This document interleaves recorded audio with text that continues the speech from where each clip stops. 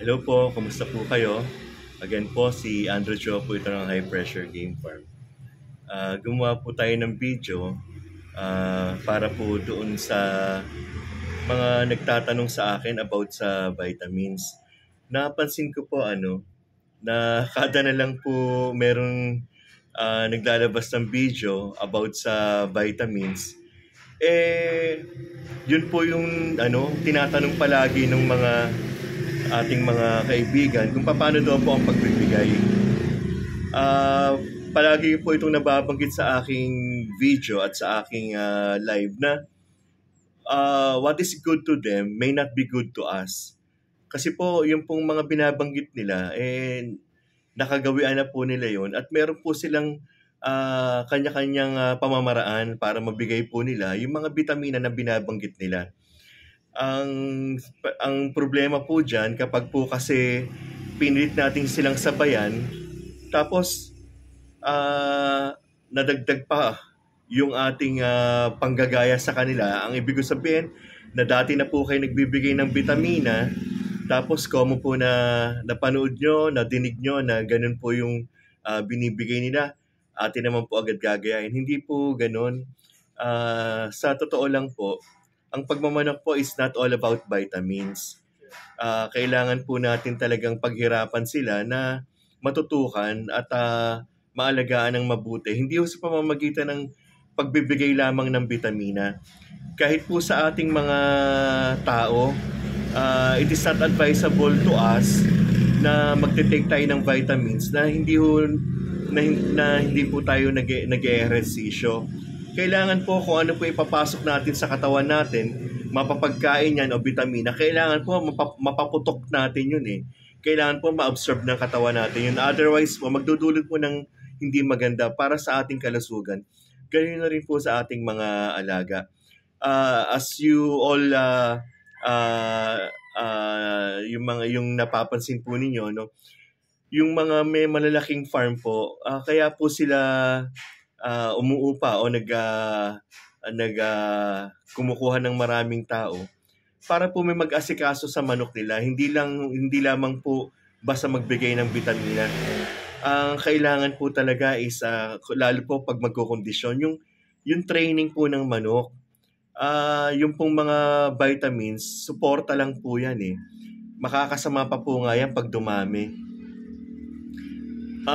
Tumutok po kayo sa pagte-train ng manok. Yan po yung magbibigay ng panalo sa inyo, hindi yung bitamina. Makakasama pa po yan again pag napadami. So, yun po, no? Kaya lang po ako gumawa ng video para po magabayan kayo.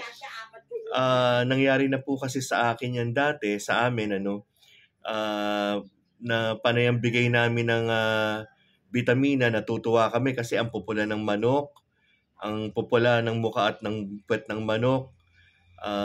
Pero ang pinagtataka namin, kami ng daddy ko, no, na pagdating sa laban, hindi kumikilos ng maganda yung manok.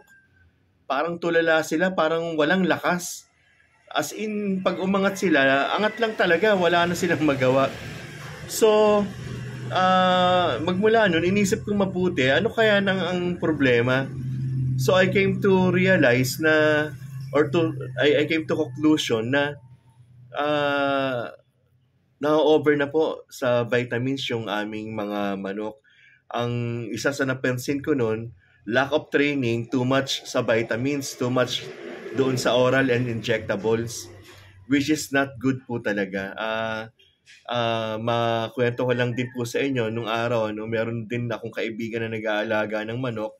Nagbibigay po siya ng Enervon araw-araw. 2 manok po yun, nalumpo po. Pinadala po sa manukan ko, pero wala na rin po akong nagawa eh.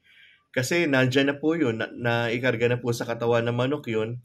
Alam nyo po, mga synthetic po yan eh, yung mga nabibili natin.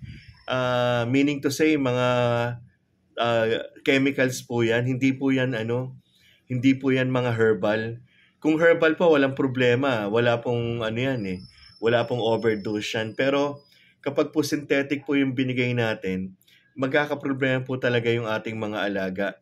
As you all know also, at hindi naman kaila sa inyo, yung ibang veterinary po, pagdating din naman sa pagbabaksin, ang sinasuggest po nila na hangga't maaari po, kung ano lang po yung madalas na dumapong sakit sa manuka natin, yun lang po yung ibibigay natin sa ating mga binabaksin. Kasi nga po synthetic po yung mga yan at maaring merong hindi magandang idulot sa katawan ng ating mga alaga. So yun lang po just a piece of advice.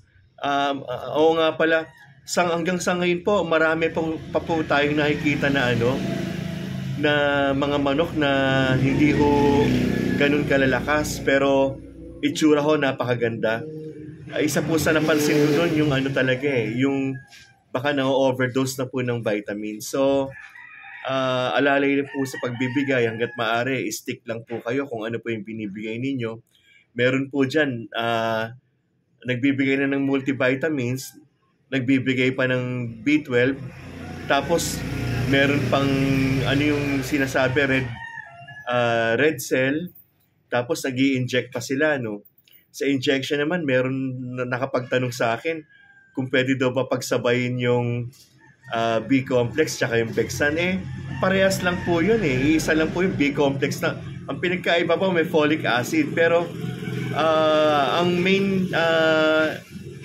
main po na nandun po doon sa dalawang nabanggit kong vitamina ay B-complex po.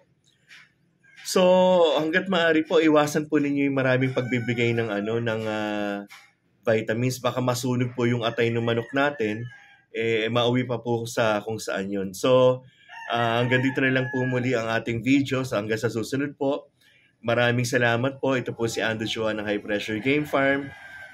Kumusta po kayong lahat at ingat po palagi. God bless us all po.